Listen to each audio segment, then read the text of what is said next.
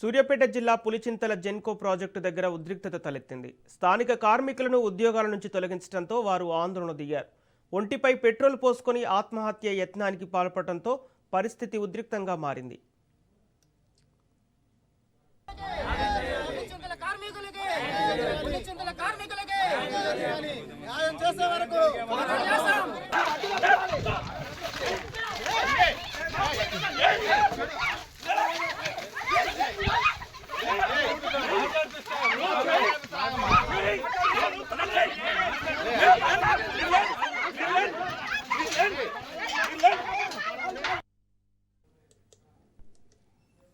సూర్యాపేట జిల్లా పులిచింతల జెన్కో ప్రాజెక్టు దగ్గర ఉద్రిక్తత తలెత్తింది. స్థానిక కార్మికులను ఉద్యోగాల నుంచి తొలగించడంతో వారు ఆందోళన దిగారు.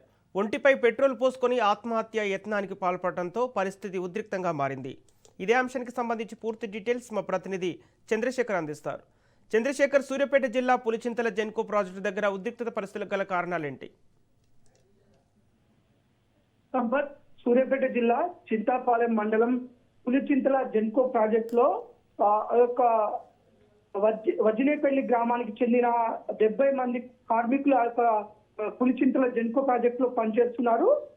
అంతకుముందు ప్రాజెక్ట్ సమయంలో కూడా దాంట్లో కొంతమంది ప్రాణాలు కోల్పోవడం వల్ల, కొంతమంది నష్టపోవడం వల్ల ఆ యొక్క వజ్జినేపల్లి గ్రామానికి సంబంధించిన వారికి దాంట్లో ప్రస్తుతానికి కాంట్రాక్ట్ బేస్ లో అయితే దాంట్లో ఉద్యోగం ఇచ్చారు. చాలని చిన్న జీతాలు అయినప్పటికీ ఆ ప్రాజెక్ట్ పెట్టిన కాడి నుంచి కూడా మేము దాంట్లో పనిచేస్తున్నాము. భవిష్యత్తులో మా జీవితాలు బాగుంటాయి, మాకు పర్మనెంట్ అవుతుందని మేము అనుకున్నాము. బీఆర్ఎస్ గవర్నమెంట్ ఉన్నప్పుడు కూడా కేసీఆర్ మాపై కొంత సానుకూలంగా స్పందించారు. అయినప్పటికీ అధికారులు పట్టించుకోలేదు. ప్రస్తుతం ఉన్న కాంగ్రెస్ గవర్నమెంట్ వచ్చిన తర్వాత మాకు న్యాయం చేస్తారేమో అని అనుకుంటే మా 70 మంది కుటుంబాలను అన్యాయం చేస్తున్నారు. మాకు తెలియకుండానే కరీంనగర్ నుంచి కొంతమంది దీంట్లో పనిచేయడానికి కార్మికులను తీసుకొచ్చి మాకు తెలియకుండానే, మాకు ఇన్ఫర్మేషన్ ఇవ్వకుండానే 70 మందిని తొలగించినట్లుగా మాకు సమాచారం అందింది.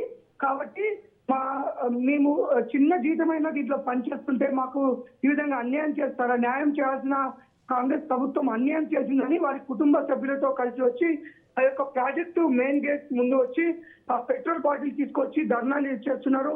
అవసరమైతే మీ కుటుంబ సమేతంగా కూడా ఇక్కడ చనిపోతాం, మా కుటుంబాలు ఇప్పుడు రోడ్డున పడ్డాయి, మాకు న్యాయం చేయాల్సిన అధికారులు, ప్రజాప్రతినిధులు మా కుటుంబాలకి అన్యాయం చేశారు, మా కుటుంబాలు ఆ రోడ్డున పడ్డాయి కాబట్టి మా పిల్ల భార్యలతో మేమందరం కూడా ఆత్మహత్య చేసుకుంటామని పెట్రోల్ బాటిల్స్, మందు బాటిల్స్ పట్టుకొని వచ్చారు.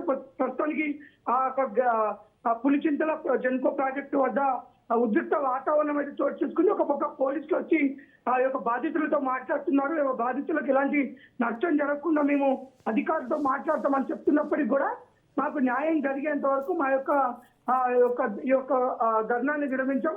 మాకు ఒకవేళ అన్యాయం జరిగితే మేమందరం కలిసికట్టుగా కుటుంబ సమేతంగా ఇక్కడే మేము ఆత్మహత్య చేసుకుంటామని అయితే బాధితులు చెప్తున్నారు. సంపత్. Thank you Chandrasekhar.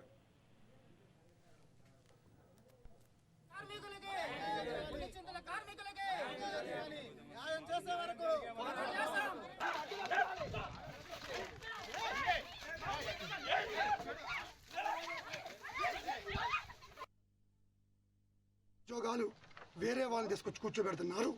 ప్రత్యామ్నాయం గవర్నమెంట్కి ఎగెనిస్ట్ కాదు, ఎందుకంటే మేమందరం కాంగ్రెస్ గవర్నమెంట్. మాకు ఉత్తమ్ కుమార్ రెడ్డి, మా ఉద్యోగాలు ఇప్పించింది ఉత్తమ్ కుమార్ రెడ్డి.